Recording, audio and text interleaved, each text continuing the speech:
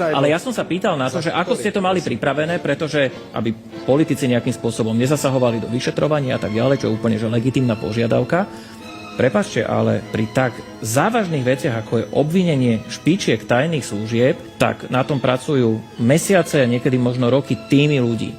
A tu sa 5 týždňov pred voľbami obvinili. Bolo to naozaj, viete dať za to ruku do ohňa, že toto bolo že dobre pripravené? Ale ja som nevidel ten spis, ja nemôžem dať ruku do ohňa. Lebo boli sme tu svedkami 3 roky potom vojny v polícii a naozaj, že čiastočného rozkladu právneho štátu. Čo sa vám nepozdávalo za tie 3 roky? Povedzte mi, keď je 50 ľudí, 50 ľudí, dámy a páni, 50 ľudí je právoplatne odsúdených.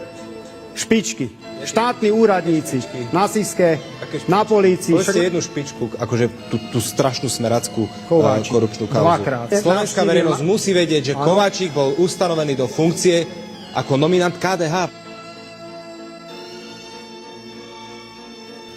Stojíte si za tým a bolo to nevyhnutné, že sa im ráno vykopávali dvere? A viete, kto to vyvaloval? Tie dvere. Úrad inšpekčnej služby. Nemám na to ako reagovať, pretože na to sa nedá reagovať.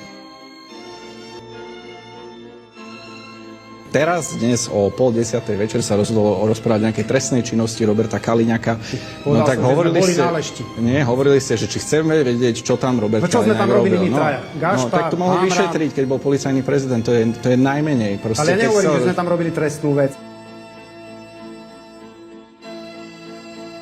Ale Roberta Kaliňaka ste dali do väzby. Bol v nezákonnej väzbe. Prosím vás, počkajte, potom máme 2 svety, pretože Robertovi Kaliňakovi sa niekto ospravedlnil. Ministerstvo spravodlivosti. Za nezákonnú väzbu. Nie za naše vlády, za Odorové vlády.